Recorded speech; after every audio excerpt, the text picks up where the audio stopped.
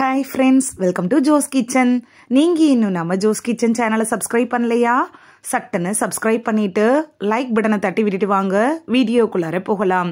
கடுக்காய் அப்படிங்கிறது மருத்துவ குணமிக்க ஒரு மூலிகை பொருள் அப்படிங்கிறது நம்ம எல்லாருக்குமே தெரியும்.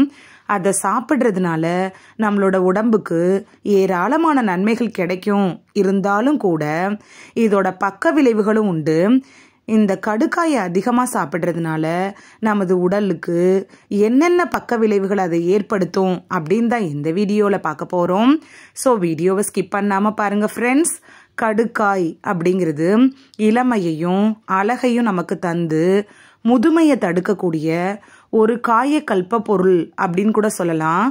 அதோட தரத்தை நம்ம முக்கியமாக கவனிக்கணும். சில இடங்களில் கடுக்காயை அதோட கொட்டையோட சேர்த்து அரைச்சி விற்பாங்க. அப்போ அதோட மருத்துவ குணம் சுத்தமாக மாறிடும். கடுக்காயை பொறுத்த வரைக்கும் தோலை மட்டும் தட்டி எடுத்துட்டு கொட்டையை நீக்கிட்டு அரைச்ச கடுக்காய் பொடியை தான் பயன்படுத்தணும். இப்படி தோலை மட்டும் எடுத்துட்டு கொட்டையை நீக்கிட்டு அரைக்கிறாங்கல்ல, அந்த கடுக்காய் பொடியில் தினமும் 1 கிராம் அளவுக்கு எடுத்துக்கிட்டோனாலே போதும், நமக்கு நல்ல பலன் கிடைக்கும். 500 மில்லிகிராம் முதல் 1 கிராம் அளவுக்கு எல்லாருமே எடுத்துக்கலாம். கடுக்காய் எடையை குறைக்கும் தன்மை கொண்டது. இந்த கடுக்காய் அளவுக்கு அதிகமாக எடுத்துக்கிட்டோம்னா ஏற்படக்கூடிய பக்க விளைவுகள் என்னன்னு சட்டுன்னு பார்த்துட்டு வந்துடலாம் வாங்க. கடுக்காயை அதிகமாக நீங்கள் சாப்பிட்டீங்கன்னா வயிறு சம்மந்தப்பட்ட பிரச்சனைகள்லாம் அது ஏற்படுத்திடும். இதனால வயிற்று வலி, வயிற்றுப்போக்கு, மலச்சிக்கல், குடல் புண் இது மாதிரியான பிரச்சனைகள் ஏற்படுவதற்கான வாய்ப்புகள் கூட அதிகம். நீரிழிவு நோயாளிகள் கடுக்காயை சாப்பிட்றத தவிர்த்துறது நல்லது. காரணம் என்ன அப்படின்னு பார்த்தோன்னா, இது உடல்ல இருக்கும்ல அந்த இரத்த சர்க்கரையோட அளவை குறைச்சிரும். அதனால சர்க்கரை நோயாளிகள் கடுக்காய் சாப்பிட்றத தவிர்த்துறது நல்லது. உங்கள் டாக்டர்கிட்ட அட்வைஸ் வாங்கிட்டு வேணால் நீங்கள் கடுக்காய் சாப்பிடலாம். அப்படி இல்லைன்னா நீங்கள் கடுக்காயை அவாய்ட் பண்ணிடுறதே நல்லது. பாலூற்ற தாய்மார்களும் கர்ப்பிணி பெண்களும் கடுக்காயை சுத்தமாக அவாய்ட் பண்ணிடுறது நல்லது. வேற ஏதாவது உடல்நல பிரச்சனைகளுக்காக நீங்கள் கடுக்காயை மருந்தாக எடுத்துக்கிட்டு இருந்தீங்க அப்படின்னா நீங்கள் கர்ப்பமாக இருக்கிற காலத்துலையும் பாலூற்ற காலத்துலையும் உங்களோட டாக்டர்கிட்ட கடுக்காயை சாப்பிடலாமா அப்படின்னு அட்வைஸ் வாங்கிட்டு நீங்கள் எடுத்துக்கிறது நல்லது.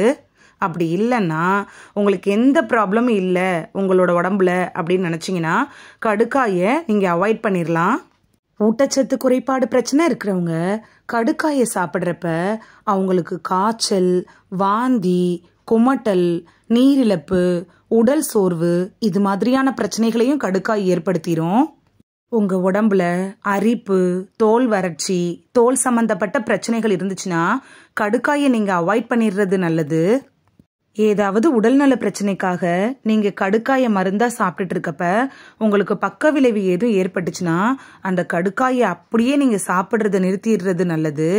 இந்த வீடியோவில் கடுக்காய் சாப்பிட்றதுனால ஏற்படக்கூடிய பக்க விளைவுகள் என்னென்ன அப்படின்னு தான் பார்த்தோம்.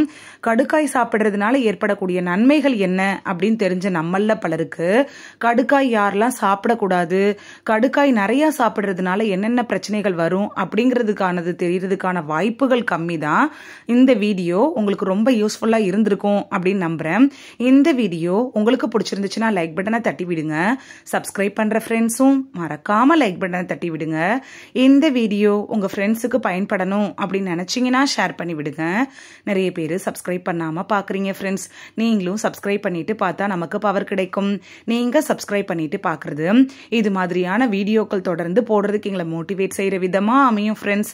சப்ஸ்கிரைப் பண்றதோட மட்டும் இல்லாம பக்கத்துல இருக்க பெல் ஐகானை கிளிக் பண்ணி ஆளுங்கிற ஆப்ஷனை கிளிக் பண்ணி வச்சிட்டீங்கன்னா நாங்க வீடியோ போட்ட உடனே நோட்டிபிகேஷன் உங்க செல்போனை வந்தடையும்.